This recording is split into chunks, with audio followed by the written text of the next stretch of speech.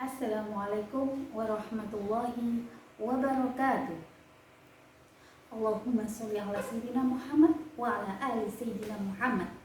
Yang terhormat Bapak Profesor Haris Supratno selaku Rektor Unhasi. Yang terhormat Bapak Profesor Dr. Jasminto MPD selaku Dekan Fakultas Agama Islam Unhasi. Yang terhormat Ibu Hajah Khairatul Idawati MPDI selaku Kaprodi PAI Unhasi, dan juga penemu metode pasti aksi literasi Hanifida Bapak Dr. Hanifuddin MAG. Tak lupa juga teman-temanku seperjuangan yang saya banggakan. Perkenalkan, nama saya Nurul Mahfudo. Saya adalah mahasiswi S2 RPL Unhasi Tebu Ireng Jombang. Dalam hal ini, saya akan membahas mengenai riwayat sejarah berdirinya pesantren Tebu Ireng. Tentunya kita sebagai warga Jombang nggak akan lupa dengan yang namanya pondok pesantren yang ada di Jawa Timur atau yang ada di Jombang. Salah satu pesantren yang sangat besar yang berada di wilayah Jombang adalah Pondok Pesantren Tebu Ireng. Bagaimana sejarahnya? Kemudian apa tantangan yang dihadapinya, dan peran penting pada pendirian dan sistem pendidikannya seperti apa, nanti akan kita bahas pada tema kali ini. Untuk yang pertama adalah riwayat berdirinya pesantren Tebu Ireng. Pesantren ini berdiri pada tahun 1899. Kenapa harus di Tebu Ireng? Kenapa tidak di wilayah lain? Karena yang pertama adalah ayah beliau sudah mendirikan pesantren di daerah Keras, yang mana daerah di situ juga cukup dekat dengan wilayah Tebu Ireng, sehingga beliau memilih tempat itu karena didasari bahwasanya di daerah Tebu Ireng itu banyak orang yang hitam, dalam artian bahwasanya di wilayah tersebut banyak orang yang mabuk-mabukan, banyak orang yang judi dan lain sebagainya. Sehingga Kiai Haji Hasyim Asy'ari berinisiatif untuk mengubah pola masyarakat menjadi lebih baik, karena kehidupan di masyarakat Tebu Ireng yang mana bermata pencarian adalah petani dengan menanam tebu, dan tebunya pun disewakan, sehingga menghasilkan kebiasaan-kebiasaan yang buruk, yaitu berjudi, mabuk-mabukan, berzina, dan lain sebagainya. Kiai Haji Hasyim Asy'ari ingin merubah tatanan masyarakat yang seperti itu menjadi yang lebih baik. Apa saja tantangannya? Banyak sekali, karena beliau hadir di tengah-tengah masyarakat yang kurang begitu awam, maksudnya kurang begitu mengerti tentang agama. Ancaman yang pertama, sering mendapatkan ancaman, dilempari batu, dan juga pernah ditusuk dengan senjata tajam. Itulah beberapa tantangan yang dihadapi oleh Kiai Haji Hasyim Asy'ari.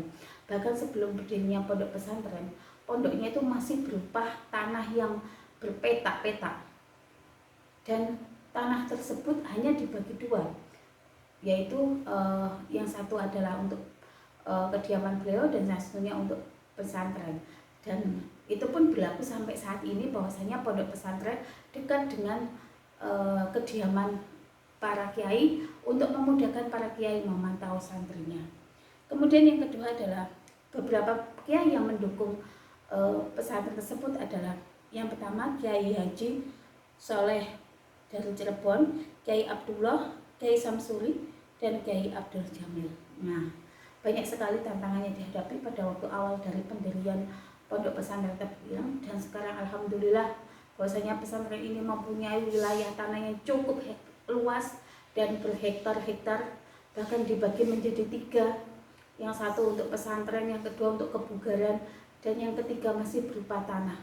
Dan sekarang pun sangat berkembang pesat sekali pesantren Tebu Ireng, bahkan sudah mendunia. Semua itu adalah berkat dari Hadratus Syekh Kiai Haji Hasyim Asy'ari yang pertama mendirikan pondok pesantren ini. Adapun dari sistem pendidikan yang dilakukan adalah tidak jauh dengan pondok pesantren pada umumnya. Jadi yang pertama adalah pengajaran menggunakan sorogan dan bandongan. Apa itu sorogan? Sorogan adalah pembelajaran di mana satu santri menghadap satu kiainya. Dan juga di samping sorogan dan bandongan juga mengajarkan pembelajaran klasikal, shift awal dan shift di sini ada klasikal yaitu shift awal dan shift sani, yaitu pembelajaran yang dilakukan bersama-sama. Itu yang dilakukan oleh Kiai Haji Hasyim Asy'ari. Kemudian pada tahun 1929 masuklah pembelajaran yang modern, sehingga mereka juga memperkenalkan pembelajaran bahasa Belanda, bahasa Inggris, dan bahasa Jepang. Kenapa 3 bahasa itu? Karena kita dijajah oleh negara Belanda dan juga negara-negara yang saya sebutkan tadi. Itulah sistem pendidikan yang ada di Pondok Pesantren Tebu Ireng. Kemudian peran penting dari pesantren itu sangat luar biasa. Bahwasanya dengan adanya pondok pesantren ini melahirkan beberapa pondok pesantren yang lainnya. Ini merupakan menduduki kekuatan yang signifikan dan sangat berpengaruh.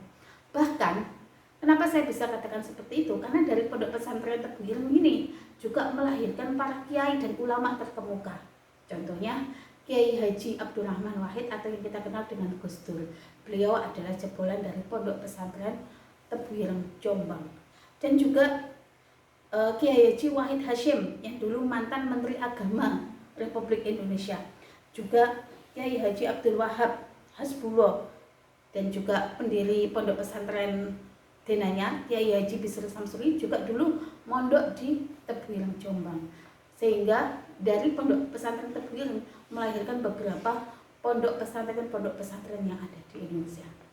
Demikianlah sekelumit daripada kisah sejarah berdirinya pesantren Tebu Ireng. Semoga bisa diambil manfaatnya. Apabila ada salah kata, kami mohon maaf yang sebesar-besarnya. Wabillahi taufiq wal hidayah. Wassalamualaikum warahmatullahi wabarakatuh.